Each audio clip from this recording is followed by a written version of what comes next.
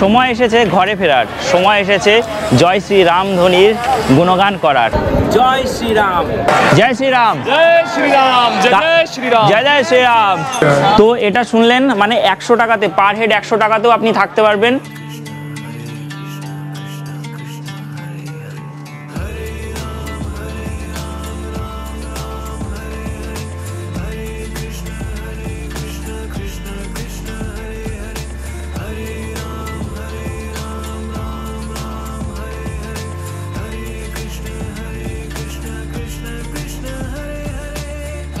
অযোধ্যার পবিত্র মাটিতে রামলালার জন্মস্থানে আজ প্রতিষ্ঠিত শ্রীরাম মন্দির, যা সগর্বে প্রস্ফুটিত। শ্রীরাম মন্দিরের উদ্বোধন হয়ে গেছে বেশ কিছুদিন হলো। আমরা গতকাল ট্রেনে অযোধ্যা এসে পৌঁছেছি এবং এখানকার বেশ কিছু জায়গা ঘুরে নিয়েছি, কিন্তু মানুষের ভিড় দেখে হতবাক হয়ে গিয়েছি। লক্ষ লক্ষ মানুষ এখানে এসছেন শ্রীরাম মন্দিরের দর্শন করতে। কাল আমাদের রামলালার দর্শন হয়নি, তাই আজ আমরা দর্শন করে নেব রামলালার এবং এখানকার বেশ কিছু মন্দির এবং এখানকার বাকি সাইট সিনগুলো আজকে আমরা করব। তো ভিডিওটি শেষ অবধি দেখতে হবে। তো 500 বছরের অপেক্ষার পর দীর্ঘ পথের অবসান, দীর্ঘ অপেক্ষার অবসান এবং শেষমেশ উদ্বোধন হলো শ্রী রাম মন্দিরে 22শে জানুয়ারি 2024। আমরা তার ঠিক 1 মাস পর চলে এসেছি শ্রী রাম মন্দিরে দর্শনের জন্য। আজকে আমরা এখানে দর্শন করব এবং এখানকার সুবিধা অসুবিধাগুলি আপনাদেরকে বলবো। তো অবশ্যই ভিডিওটি শেষ অবধি দেখুন। চ্যানেল নতুন হয়ে থাকলে অবশ্যই চ্যানেলটিকে সাবস্ক্রাইব করে রাখুন, কারণ অজানাকে জানতে, অজানাকে চিনতে সাবস্ক্রাইব করে রাখতেই হবে বিশ্বরূপম লাইভ ইউটিউব চ্যানেলকে। কারণ আমি কৌশিক আপনাকে ঘুরে দেখাবো সমস্ত বিশ্বকে। তো চলুন আজকে আমরা যাব, দর্শন করব রাম মন্দিরের এবং অযোধ্যাতে আর কি কি স্থান ঘুরে দেখা যায়, ভ্রমণ স্থানগুলি আপনাদেরকে দেখাবো। সঙ্গে থাকুন, দেখতে থাকুন। কমেন্টে অবশ্যই লিখে ফেলুন জয় শ্রীরাম। তো চলুন ভিডিওটি শুরু করা যাক।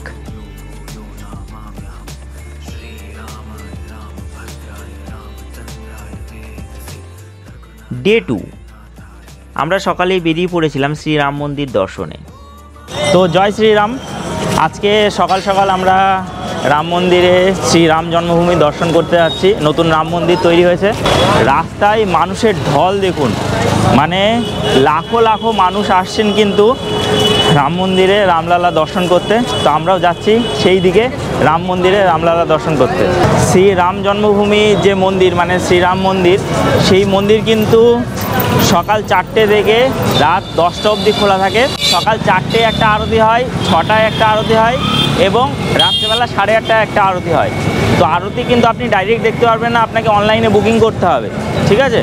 তো অনলাইনে বুকিংয়ের এখন আমি যা স্লট দেখলাম সব বুক, কোনো স্লট খালি নেই। এবার যদি দেখতে পাই তাহলে দেখাবো বা দেখবো, আর যদি না দেখতে পাই তাহলে কি করা যাবে? আমরা যাচ্ছি, এগিয়ে যাচ্ছি সামনের দিকে। সামনেই দেখা যাচ্ছে হনুমান গাড়ি।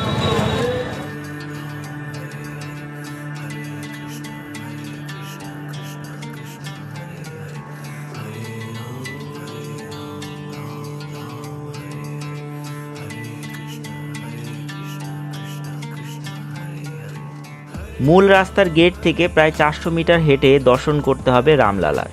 এখানে রাস্তায় জল ও টয়লেটের ব্যবস্থা আছে। এখানে অনেকে চপ্পল রাখছে, তবে এখানে রাখার দরকার নেই, ভেতরে জায়গা আছে। ওখানে ব্যাগ রাখার জায়গা আছে, প্লাস স্যান্ডেল বা শু রাখারও জায়গা আছে, ঠিক আছে? তো এখানে রাখার দরকার নেই, এখানে আলাদা করে নোংরা করার দরকার নেই। তো এখন আমরা হেঁটে হেঁটে যাচ্ছি এই করিডরের মধ্যে দিয়ে রাম মন্দিরের দিকে। কিন্তু বিষয়টা হলো যে এখানে প্রচণ্ড ভিড় এবং এই করিডরটা বহু লম্বা। তো আমরা যাচ্ছি সামনের দিকে।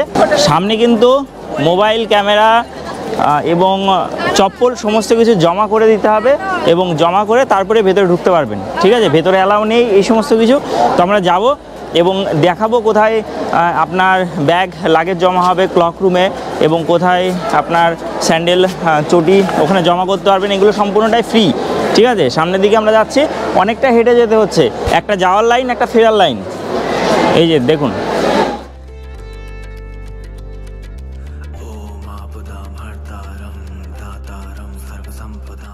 সামনেই স্ক্যানিং করে আমরা ভেতরে প্রবেশ করলাম। এখানে আছে শু র্যাক এবং ব্যাগ ডিপোজিট সেন্টার, যেখানে ফ্রিতে জুতো রাখবেন এবং টোকেন কালেক্ট করে নেবেন এবং ফ্রিতে ব্যাগ রাখবেন এবং টোকেন কালেক্ট করে নেবেন। তো আমার পেছনে যেটা দেখতে পাচ্ছেন সেটা হলো জুতো রাখার জায়গা, প্রচণ্ড ভিড় এবং সামনের দিকে হচ্ছে লকার, আমি দেখাচ্ছি লকার রুম, যেখানে আপনি আপনার ব্যাগপত্র রাখতে পারবেন এবং জুতো রাখার জায়গা প্রচুর করেছে। এই যে লকার রুম, ওই যে সামনে গোটাটাই লকার রুম। তো লকার রুমে আপনার ক্যামেরা, মোবাইল, ব্যাগপত্র যা যা আছে সব রাখতে পারবেন, প্লাস জুতো রাখার ওখানে জুতো রেখে সাবমিট করে ভেতরে চলে যান, ঠিক আছে? তো চলুন আমরা যাব, আমরা লকারে রাখবো আমাদের জিনিসপত্র, তারপরে আমরা মন্দির দর্শন করতে যাব। মোবাইল, ক্যামেরা, ব্যাগ ও জুতো এখানে রেখে আমরা রামলালা দর্শন করতে ভেতরে গেলাম। প্রথমে যেমন মন্দিরের পাশে মোবাইল নিয়ে যেতে দিচ্ছিল, এখন কিন্তু দিচ্ছে না। প্রায় ঘন্টাখানেক লাইনে দাঁড়ানোর পর অবশেষে দর্শন মিলল রামলালার, তাও 5 সেকেন্ডের জন্য। আমরা প্রসাদ নিয়ে বাইরে বেরিয়ে এলাম। মন্দির থেকে দর্শন করে যখন ফিরবেন তখন সাইড দিয়ে রাস্তা আছে এবং সেই রাস্তা দিয়ে এসেই আবার ঘুরে ফিরে সেই লকার কাউন্টারে চলে আসবেন, কিন্তু লকার কাউন্টারের অপোজিট পাশে আসবেন। যে পাশ থেকে লকারে আপনি আপনার ব্যাগ বা মোবাইল রেখেছেন তার ঠিক অপর পারের থেকে আপনাকে সেটা কালেক্ট করতে হবে। আর লকারে হচ্ছে তালা দেওয়া থাকবে, তালার চাবি থাকবে, চাবিতে একটা নাম্বার থাকবে। এখানে টোটাল 14টা কাউন্টার আছে, 14টা কাউন্টারে আপনার চাবির নাম্বার থাকবে। তো আপনি সেই অনুযায়ী আপনার নির্দিষ্ট কাউন্টারে দাঁড়িয়ে পড়বেন এবং দাঁড়িয়ে আপনার লাগেজ কালেক্ট করে নেবেন এবং তারপরে চলে যাবেন সামনে, সেখান থেকে আপনার চটি, জুতো যাই নিয়ে আসবেন সেটা কালেক্ট করে নেবেন। চলুন তাহলে। ব্যাগ কালেক্ট করে আমরা সামনের দিকে চলে এলাম কিছু ছবি তোলার জন্য।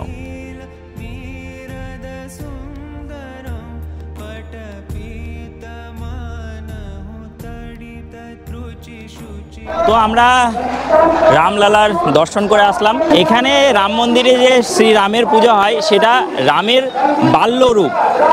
তো বিষয়টা হলো যে আমরা গেলাম, প্রচুর দর্শনার্থী, প্রায় লক্ষেরও উপর বেশি ভিড়।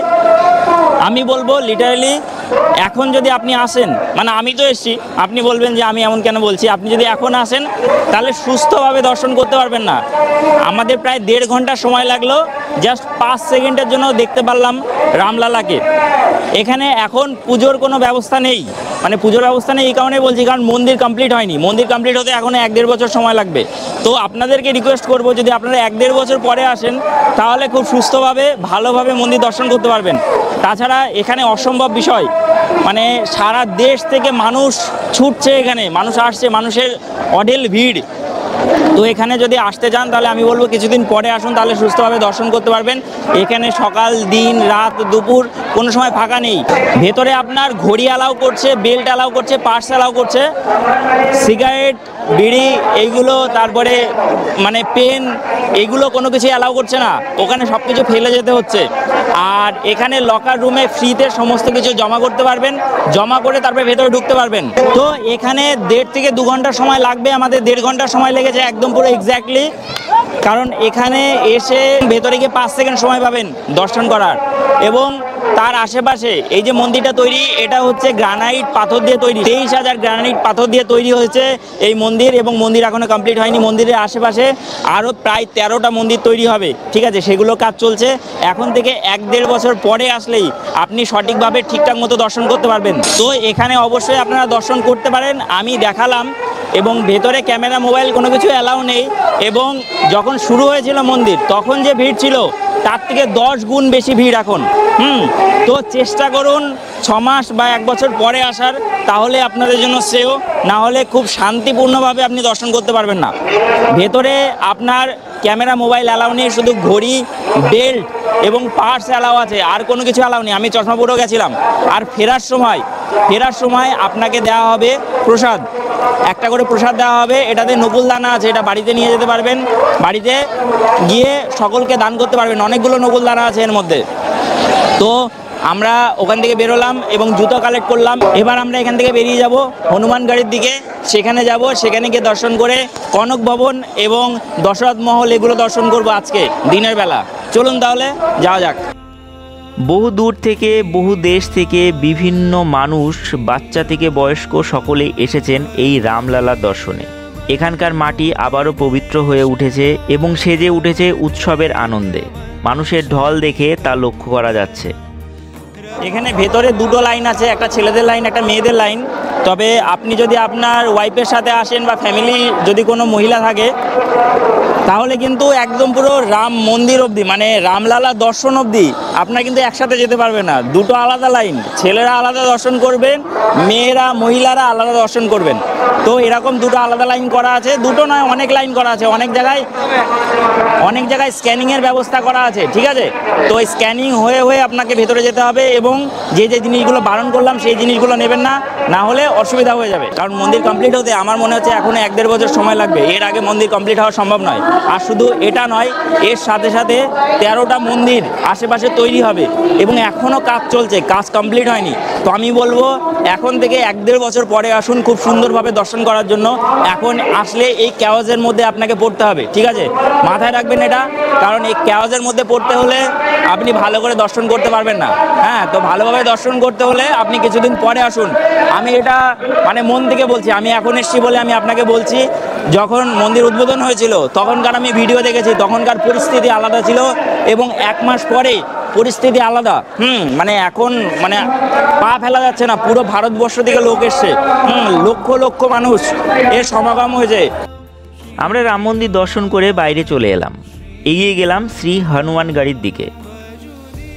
এই যে দেখতে পাচ্ছেন এখানে ভীষণ ভিড়, এখানে কিন্তু ফ্রিতে লঙ্গরের ব্যবস্থা করা হয়েছে, খাওয়া দাওয়ার ব্যবস্থা করা হয়েছে, তার জন্য এত ভিড়। এই যে দেখুন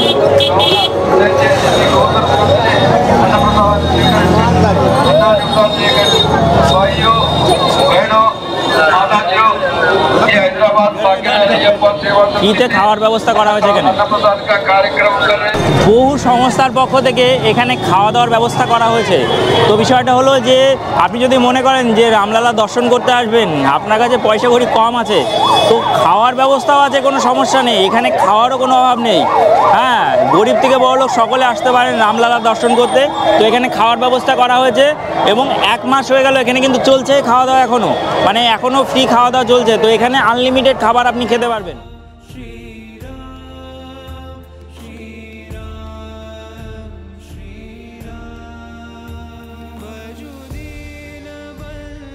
তো আমরা হনুমান গাড়ির যে গলিটা আছে সেই গলিতে চলে এসেছি। চারিদিকে শুধু লাল দেখতে পাবেন, যেহেতু হনুমানের প্রতীক লাল, তো চারিদিকে লাল কমলা এই বিল্ডিং দেখতে পাবেন। এখানে পুজোর সাজ সরঞ্জাম আছে, আপনারা নিয়ে পুজো দিতে পারেন এবং এখানে পুজো হয় কিন্তু, ঠিক আছে, পুজো হবে। চলুন তাহলে আমি যাই ভেতরে, এখানে কিন্তু ক্যামেরা মোবাইল অ্যালাউ আছে, আমি দেখাবো ভেতরটা।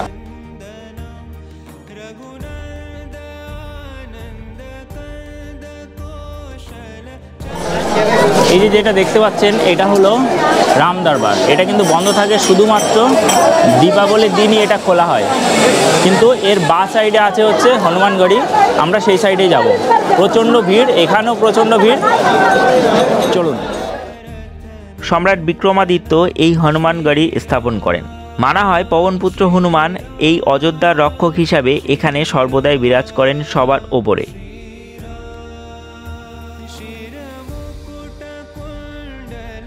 এখানে এত ভিড় যে আমরা ভেতরে প্রবেশ করার সাহস পেলাম না, কারণ আজ সন্ধ্যায় আমাদের ট্রেন, বাকি জায়গাগুলো আমাদের ঘুরে দেখে নিতে হবে।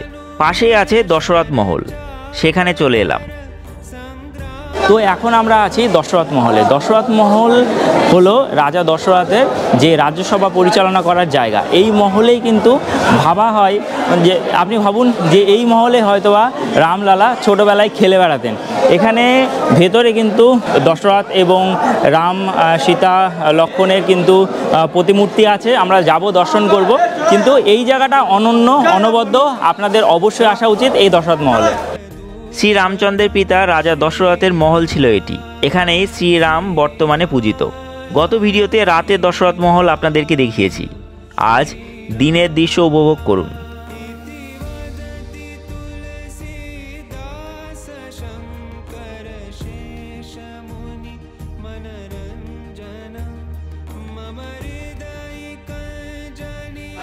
রাম মন্দির, হনুমান গাড়ি আর দশরথ মহল এবং কনক ভবন একদম পাশাপাশি, হেঁটেই ঘুরতে পারবেন, কিছুতে যেতে হবে না এবং কিছু পাবেনও না। মানে টোটো এখানে চলা বন্ধ করে দিয়েছে সরকার থেকে, কারণ এখন প্রচণ্ড ভিড় হচ্ছে। তো আমরা দশরথ মহল দেখে নিলাম, এবার যাচ্ছি আমরা কনক ভবন দেখার জন্য। একদম পাশেই, হেঁটে, পায়ে হেঁটে 1-150 মিটারের মধ্যে সব। এখান থেকে আমরা চলে গেলাম কনক ভবনের দিকে।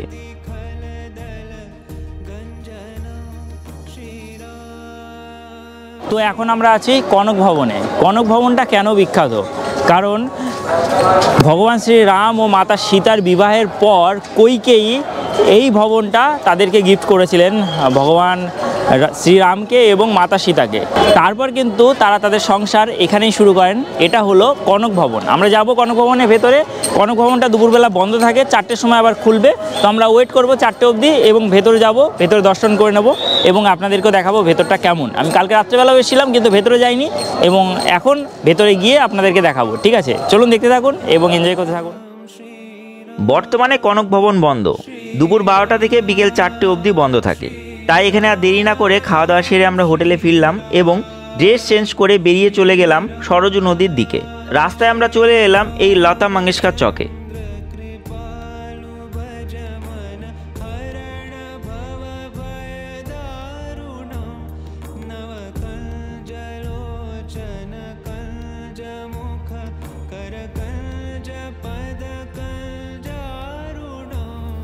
আমার পেছনে দেখতে পাচ্ছেন বিরাট বড় এক বীণা। এটা হলো লতা মঙ্গেশকর চড়াই। সুর সম্রাজ্ঞী লতা মঙ্গেশকরের নামে এই চড়াই বা এই যে চকটা, এই চকটা তৈরি করা হয়েছে। ঠিক আছে, তো অবশ্যই এখানে আসবেন আপনারা। এই জায়গাটা খুবই ভালো লাগবে এবং এটা খুবই ফটোজেনিক জায়গা। এর পাশে আছে রামকি বৌড়ি এবং নয়াঘাট। নয়াঘাটে হয় কিন্তু সন্ধ্যা আরতি এবং রামকি বৌড়িতে আপনি দেখতে পাবেন লাইট অ্যান্ড সাউন্ড শো। তো আজ বিকালেও শুরু হবে, আজ সন্ধ্যাবেলাও শুরু হবে। তো আমরা এখন আছি লতা মঙ্গেশকর চকে, এই বীণার পাশে।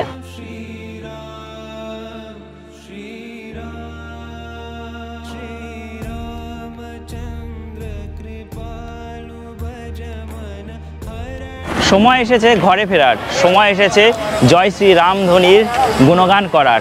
আমরা এখন আছি অযোধ্যার ধর্মপথে। এই যে পেছনে দেখতে পাচ্ছেন এই ধর্মপথটা রাত্রেবেলা বেশ সুন্দরভাবে সেজে উঠবে, খুবই সুন্দর লাগবে আপনার এখানে। অবশ্যই এই ধর্মপথে আসবেন। এটা ঠিক লতা মঙ্গেশকর চকের ঠিক সামনেই এই ধর্মপথ। এই জায়গাটা বেশ সুন্দর লাগবে রাত্রেবেলা, অবশ্যই আসবেন এবং এই জায়গাটা ঘুরে নেবেন। সরজু নদীর আগে আছে রামকি বাউড়ি, যেটা সরজু নদী থেকে একটা জলের অংশ এখানে নিয়ে আসা হয়েছে। এখান থেকে মানে এখানে আরতির জন্য এখান থেকে আপনারা থালি নিতে পারবেন।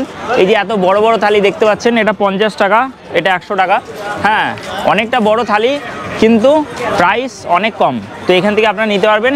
এই যে রামকি বৌড়ি এই জায়গাটা থেকে এখানে প্রচুর পরিমাণ দোকান আছে, এখানে এক এক করে পরপর করে দোকান আছে, এখান থেকে আপনারা নিতে পারবেন। ঠিক আছে, এখানে সামনে আছে নাগেশ্বরনাথ মন্দির।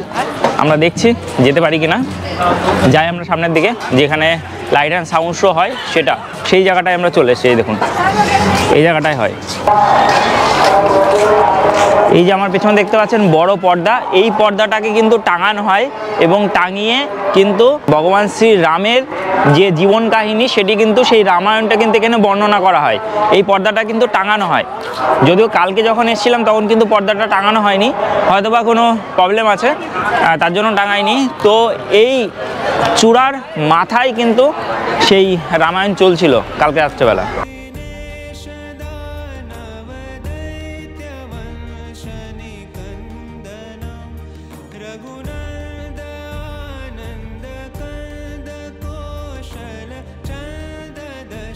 এখানে কিন্তু পরপর বহু মন্দির আছে, তো আপনি আসলে সারাদিনে মন্দির শেষ করতে পারবেন না। এবার বলে রাখি যে আপনাদের অযোধ্যাতে কতদিন সময় লাগবে। অযোধ্যা সম্পূর্ণ ঘুরে দেখতে 2 দিন যথেষ্ট। যদি এই ভিড় না থাকে তাহলে আপনি 1 দিনও কমপ্লিট করতে পারেন, কিন্তু এই ভিড়ের কারণে আপনার 2 দিন লাগবে। হনুমানগড়িতে যে ভিড় আমরা দেখলাম, মানে মারাত্মক ভিড়। এত ভিড়, আপনি ওই ভিড়ের মধ্যে কি করে যাবেন, কি করে দেখবেন, দর্শন করবেন, সেটা সবথেকে বড় একটা বিষয়। তো আপনার সারা দিন লেগে যাবে। যদি রাম মন্দির এবং হনুমানগড়ি দেখতে চান তাহলে এই দুটোতেই সারাদিন লেগে যাবে। ঠিক আছে, এবং আপনারা সেটা দেখে কমপ্লিট করবেন, তারপরে আস্তে আস্তে বাকি জায়গাগুলি দেখবেন। এবং এই যে দেখুন এখানে সকলে আনন্দ সহকারে স্নান করছেন, সেটা হলো এই রামকি বৌড়িতে। এই দেখুন ওই যে ওখানে স্নান করছে সকলে।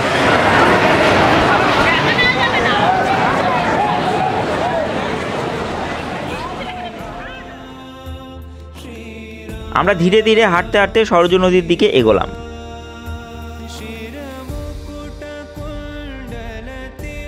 তো তো এখন আমরা চলে আসলাম নয়াঘাটে। নয়াঘাটে কিন্তু আপনারা বোট রাইড করতে পারবেন। শেয়ারিংয়ে যদি বোট রাইড করেন তাহলে সেক্ষেত্রে 100 টাকা করে পার হেড পড়বে।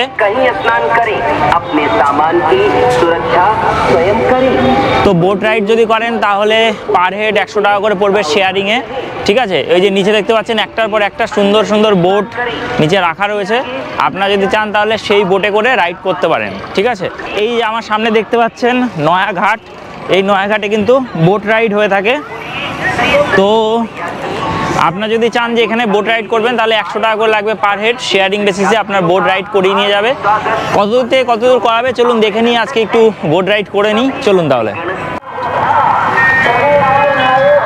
বোটে এসে বসলাম আমি আর এই ভালু, দুজনে মিলে বোটে বসেছি। এই সাইডেও আরেকটা ভালু আছে, তিনজনা, আমরা 3 ভালু বোটে বসেছি। এবং বোটগুলো বেশ সুন্দরভাবে সাজানো আছে, দেখুন কত সুন্দরভাবে সাজানো আছে। কাশ্মীরের শ্রীনগরের ডাল লেকে শিকারে যেরকম সুন্দরভাবে সাজানো থাকে, এটাও ঠিক সুন্দরভাবে সাজানো আছে। আমি যেরকম এখানে বোটিংয়ে একা এসেছিলাম, তো আমাকে বললো যদি শুধু একা সম্পূর্ণ চক্কর মারো তাহলে 500 টাকা দিতে হবে, আর না হলে পার হেড বেসিসে গেলে 100 টাকা করে শেয়ারিংয়ে একটু ওয়েট করতে হবে। তো আমি বসে ওয়েট করছি এবং সামনেই বসেছি। এখানে প্রচুর বোট আছে, প্রায় 50-60টার বেশি বোট আছে। আপনারা যদি চান তাহলে এই বোটে মানে এক চক্কর আপনি এই সরজু নদী ভ্রমণ করে আসতে পারেন। এখান থেকে লক্ষণঘাট অবধি নিয়ে যাবে এবং আবার এখানে ব্যাক করবে, ঠিক আছে।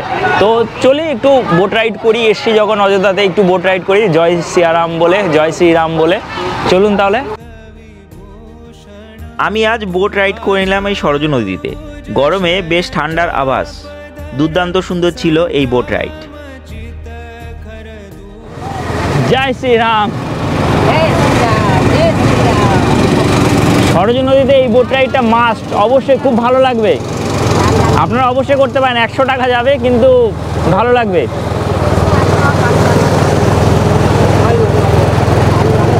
সবকটি ঘাটের পাশ দিয়ে ঘোরাবে এবং ঘুরিয়ে তারপরে আবার আপনাকে ব্যাক করবে নয়াঘাটেই, ঠিক আছে। চলুন তাহলে সবকটি ঘাট দেখে নিই একটা একটা করে। এখনও পর্যন্ত ঘাট কিন্তু আমি বলে রাখি, এখনও পর্যন্ত ঘাট কিন্তু ঠিকঠাক মতো হয়নি, মানে ঘাটের কাজ এখনও চলছে, টাইম লাগবে, এখনও 1-2 বছর টাইম লাগবে এটাকে সুন্দরভাবে রেডি করতে। বেনারসের মতো সুন্দর হতে এখনও টাইম লাগবে, যদিও বেনারস অনেক পুরনো সিটি, কিন্তু তবুও সময় লাগবে এটাকেও গড়ে উঠতে।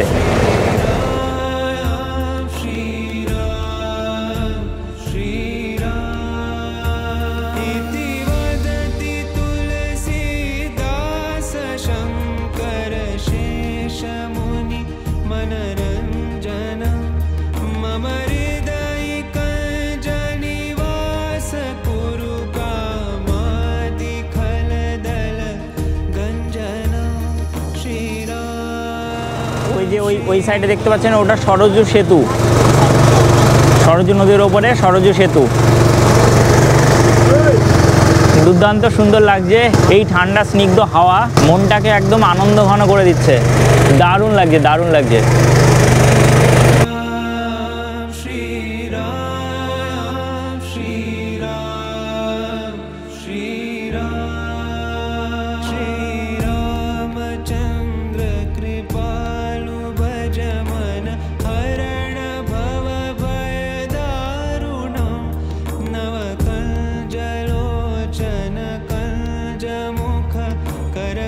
এই সরজু নদীর অ্যাকচুয়াল নাম হচ্ছে কিন্তু ঘরঘরা নদী, ঠিক আছে। এটা কিন্তু তিব্বত থেকে উৎপত্তি হয়ে নেপাল হয়ে কিন্তু এসছে। তো এটা অযোধ্যাতে আসার পর এটার নাম পড়েছে সরজু নদী। তো আমরা এবার এখান থেকে ব্যাক করছি। এখানে চর পড়ে গেছে, এই যে দেখতে পাচ্ছেন চর পড়ে গেছে। এটা সরজু ব্রিজ। সরজু নদীর উপর দিয়ে 2টো ব্রিজ আছে, একটা এই যে রোডওয়ে আর একটা হচ্ছে রেলপথ, ওই যে ওই সাইডেটা, আর এটা হলো ব্রিজ।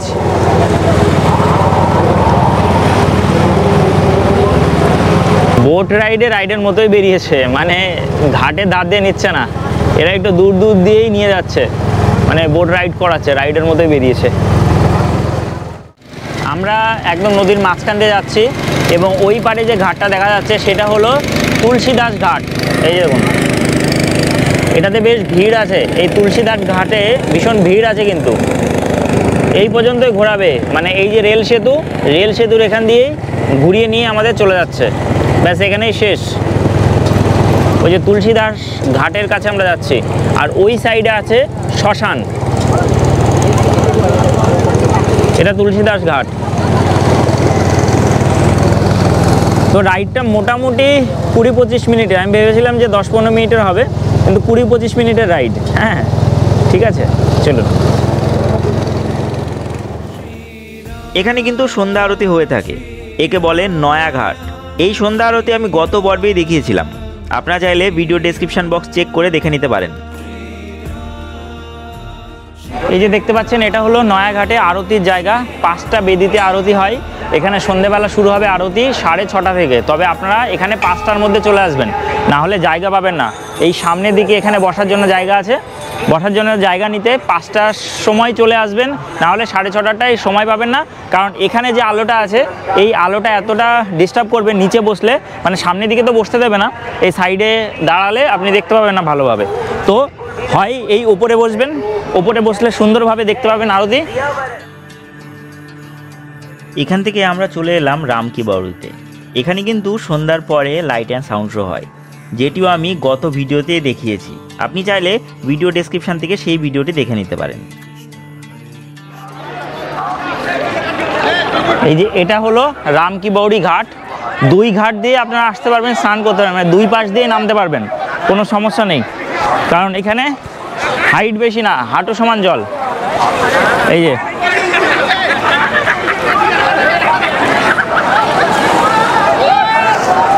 হাঁটু সমান জল, হাঁটু সমান জল, আপনারা এখানে স্নান করতে পারবেন। ওই সাইড দিয়ে সরজু নদীর ওখান থেকে জল একটু রিফাইন করে ওই সামনে দিয়ে ওখান থেকে এখানে আনা হচ্ছে, ঠিক আছে? তো এখানে স্নান করতে পারবেন। এখানে কিন্তু জল বেশি নেই, তো সমস্যা নেই, আপনি স্নান করতে পারবেন এবং স্নান করে তারপর রাম মন্দির দর্শনে যেতে পারবেন। আর এই যে আমার পেছনে যেটা দেখতে পাচ্ছেন যে মহলটা, এখানে কিন্তু লাইট অ্যান্ড সাউন্ড শো হয়। আপনাদেরকে বসতে হবে এই পাশে, এই পোস্টানটাতে, এবং এই পোস্টানটা ঠিক ওই পাশে, এই যে বসার জায়গাটা আছে তার ঠিক অপর পারে হয় কিন্তু সন্ধ্যা আরতি। যেই সন্ধ্যা আরতিটা আপনি কিন্তু দেখতে পারেন, আমি আপনাদেরকে দেখাবো আজকে সন্ধ্যা আরতিটা। আজকে রাত্রেবেলা আমাদের ট্রেন 7:30টার সময় আমাদের ট্রেন, তো এখান থেকে সন্ধ্যা আরতি দেখেই আমরা বেরোবো ট্রেন ধরার জন্য, ঠিক আছে? আর এখন প্রচণ্ড ভিড়, আমি আপনাদের কি বললাম, অযোধ্যাতে প্রচণ্ড ভিড়। যদি খুব আর্জেন্সি না থাকে তাহলে অ্যাভয়েড করুন, 1 বছর পরে আসুন, 6 মাস পরে আসুন, না হলে এই জায়গাটায় এখন মানে মানুষের গিজগিজ, মানে লক্ষ লক্ষ মানুষ এসছে এখানে দর্শন করতে। তো এই জায়গাটায় মানে আপনি সুস্থভাবে দর্শন করতে পারবেন না। আমাদের তো ভীষণ কষ্ট হয়ে গেছে, মানে আমার মনে হচ্ছে যে কেদারনাথ দর্শনের থেকে এই রাম মন্দির দর্শনে অনেক বেশি কষ্টকর, মানে মনে হলো এখানে এসে। যাই হোক, এই যে দেখতে পাচ্ছেন রামকি বাউরি ঘাট, সকলে স্নান করছে, ছেলে মেয়ে উভয়ই কিন্তু স্নান করছেন। তো আপনারা স্নান করতে পারবেন, এখানে চেঞ্জিং রুমের ব্যবস্থা আছে। আর এখনও কিন্তু অযোধ্যা ঠিক সেইভাবে পরিপূর্ণভাবে তৈরি হয়নি। দেখুন ঘাট বাঁধানো হচ্ছে সবে মাত্র, ইটের কাজ চলছে, এখনও 1 বছর লাগবে অযোধ্যাকে অযোধ্যা হিসাবে প্রতিষ্ঠিত হতে, এখনও 1 বছর লাগবে। তার আগে সম্ভব নয়। হুজুকে পড়ে চলে আসলে অনেক কিছু মিস করে যাবেন, মনে হবে যে বিশৃঙ্খল পরিস্থিতি, কি হচ্ছে, কোনো কিছু ঠিকঠাক নেই। হ্যাঁ, যদি 1 বছর পরে আসেন তখন মনে হবে যে না, সব কিছু ঠিক হয়ে গেছে। যদিও চারিদিকে শুধু পুলিশ আর পুলিশ আপনাদেরকে সবসময় প্রোটেকশন দেবে এবং সবসময় সঠিক পথ দেখাবে, সেটা তো আছে, কিন্তু তাছাড়াও আপনার নিজেরই মনে হবে যে এত ঘিঞ্জি ভালো লাগবে না। এরকম অবস্থা যাতে না হয় তার জন্য বলবো একটু লেটে আসুন। এগুলি আমরা দেখে এগোলাম ধর্মপথের দিকে।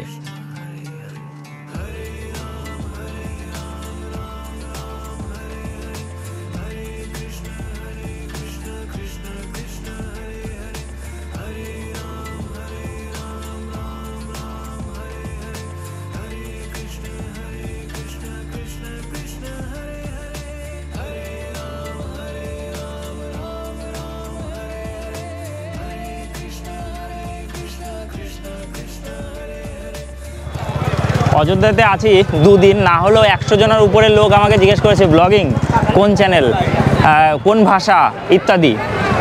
ওয়েস্ট বেঙ্গলে যখন ব্লগিং করি, এটা বলার বিষয় না, মানুষজন অনেকেই আছেন, মানে সবাই না, অনেকেই আছেন যারা দাঁত মুখ ভেঙচায় যে ও ব্লগার চলে এসে, বড় ব্লগার। কিন্তু এখানে সকলেই অ্যাপ্রিসিয়েট করেছে। এই যে আমরা আছি ধর্ম মার্গের সামনে, হ্যাঁ जय श्री राम भाई लोग सब। कहाँ से आए आप लोग भाई? हम लोग आए मुंबई भिवंडी से, महाराष्ट्र से। स्पेशल अयोध्या दर्शन करने के लिए। वाओ, हम लोग कोलकाता से आए, कोलकाता से आए हैं। ठीक है, चैनल का नाम है रोमिंग विद कौशिक। भाई को सपोर्ट हमारा आना चाहिए भाई। हाँ, आ जाएगा, आ जाएगा। सपोर्ट करो भाई, big fan big fan. Thank you so much. जय श्री राम। जय श्री राम, जय श्री राम। তো বলতে বলতে দেখতে পেলেন রোমিং উইথ কৌশিক। তো দেখলে বুঝতে পারলেন আমি যেটা বলছিলাম যে এখানে না হলেও 100 জনের উপরে আমাকে জিজ্ঞেস করেছে যে কোন চ্যানেলে ব্লগ করি।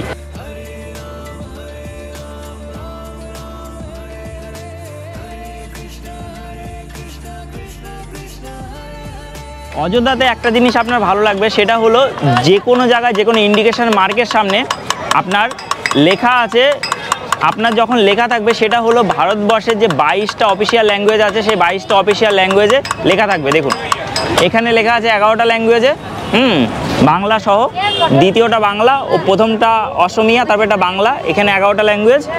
এবং এই সাইডেও লেখা আছে 11টা ল্যাঙ্গুয়েজে, এই যে 11টা ল্যাঙ্গুয়েজে।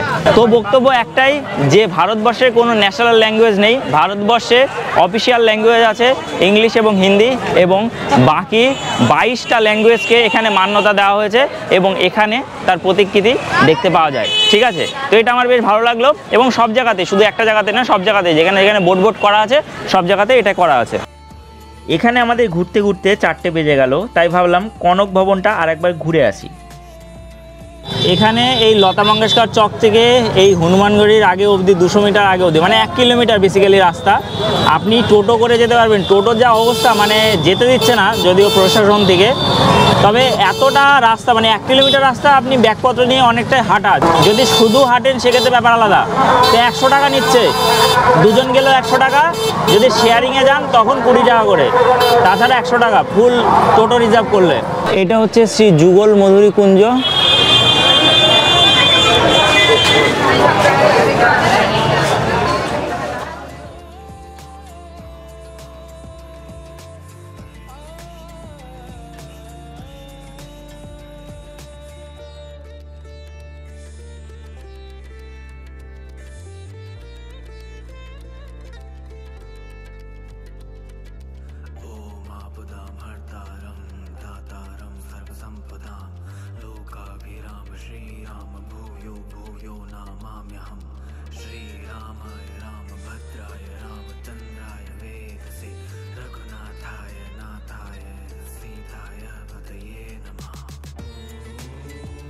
তো আমরা চলে এসেছি কনক ভবনের ভেতরে। এটা কিন্তু 12টা থেকে 4টে অবধি বন্ধ থাকে। আমরা 4টে পরে এসে 4:30টার সময়। এই যে কনক ভবনটা, এটা শ্রীরাম এবং মাতা সীতার বিবাহের পর ঠিক পরপরই মাতা কৈকেয়ী শ্রীরাম এবং মাতা সীতাকে কিন্তু এই ভবনটা দান করেন এবং সেই কৈকেয়ী কিন্তু ভগবান শ্রীরামকে বনবাসেও পাঠান। ঠিক আছে, তো এটা মাথায় রাখবেন। কনক ভবনটা বেশ দারুণ সুন্দর, বড়, এবং ভবনটা দেখুন বেশ দারুণ বড়, এবং এটা ছিল শ্রীরাম এবং মাতা সীতার থাকার জায়গা বিবাহের পর। দেখুন কতটা বড়, ভীষণ বড়। কনক ভবনের ভেতরে ঢুকে ভালো করে দর্শন করে নিলাম। এখানে কিন্তু রাম সীতার বিবাহের দৃশ্যও আছে।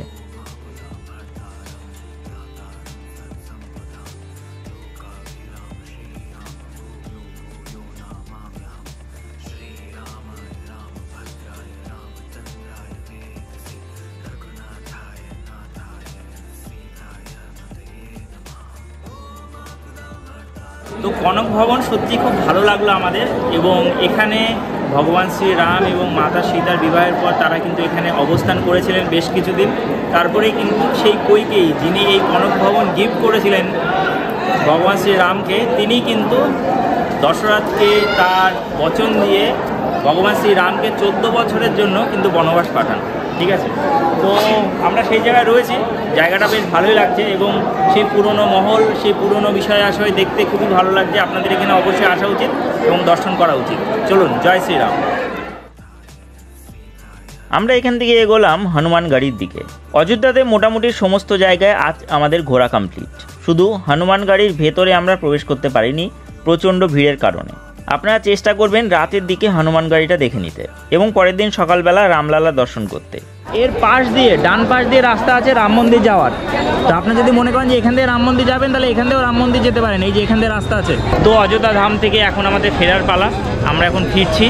আজকে আমরা এখান থেকে ব্যাক হব, আপনারা ডাইরেক্ট কলকাতা চলে যেতে পারেন, বা এর আশেপাশে আরও বেশ কিছু জায়গা আছে যেগুলো আপনি ঘুরতে পারেন। আশেপাশে বলতে আমি বেনারসের কথা বলছি, আপনি বেনারস ঘুরতে পারেন, প্রয়াগরাজ ঘুরতে পারেন, বা মথুরা বৃন্দাবনও ঘুরতে পারেন। এখান থেকে ট্রেনের টিকিট কেটে নেবেন, একবারে আপনার এই তীর্থযাত্রাটা কমপ্লিট হবে, ঠিক আছে?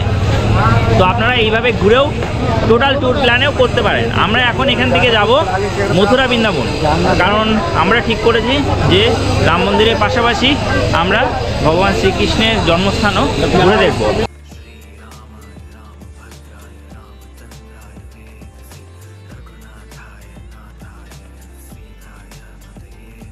শ্রী হনুমান এখানে বাল্যরূপে পূজিত হয় এবং মানা হয় অযোধ্যার রক্ষক হিসাবে তিনি এখানে বিরাজ করেন, এবং এটা অযোধ্যার সবথেকে উঁচু জায়গা, হনুমানগড়ি সবথেকে উঁচু জায়গা, যেখান থেকে গোটা অযোধ্যাকে তিনি রক্ষা করেন এবং তার নজরদারিতে রাখেন।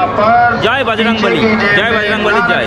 তো এখানে বড় লাইন পড়েছে, আপনারা এখান থেকে যেতে পারবেন। ভেতরে চলছে, এখন আরতি চলছে, তার জন্য লাইনটা আপাতত বন্ধ রেখেছে। দেখুন আরতি এখানে স্ক্রিনে দেখাচ্ছে, ওই যে আরতি হচ্ছে সেটা স্ক্রিনে দেখাচ্ছে। এই যে গেটে ভিড়, এখানে একটু সময় নিয়ে আসবেন, কারণ এখানে সময় নিয়ে না আসলে এটা দেখতে পারবেন না। এখানে প্রচণ্ড ভিড়, ভেতরে মোবাইল ক্যামেরা সব কিছু অ্যালাউ আছে, ভেতরে ভিডিওগ্রাফি করতে পারবেন। এবার দেখে নেওয়ার পালা এখানকার বেশ কিছু হোটেল এবং এখানকার খাওয়ার ঠিকানা, কিন্তু সেটি আজকের পর্বে নয়, সেটি আমাদের পরবর্তী এবং লাস্ট পর্বে। তো আজকের ভিডিওটি কেমন লাগলো অবশ্যই কমেন্টে জানাতে ভুলবেন না। ভিডিওটি ভালো লাগলে অবশ্যই ভিডিওটিকে লাইক করুন, শেয়ার করুন এবং কমেন্টে লিখুন জয় শ্রীরাম। এবং আমাকে অবশ্যই সাবস্ক্রাইব করে পাশে বেল আইকনটি হিট করে অল নোটিফিকেশান ক্লিক করে রাখতে ভুলবেন না। এবং চাইলে আমাকে ইনস্টাগ্রাম ও ফেসবুকেও ফলো করে রাখতে পারেন। তো চলুন, ভালো থাকুন, সুস্থ থাকুন, ঘুরতে থাকুন, বিন্দাস থাকুন। Thank you for watching and bye. দেখা হচ্ছে আমাদের পরবর্তী ভিডিওতে। ততক্ষণ স্টে সেফ, স্টে হেলদি। জয় হিন্দ, বন্দে মাতারাম, ভারত মাতা কি জয়, জয় শ্রীরাম।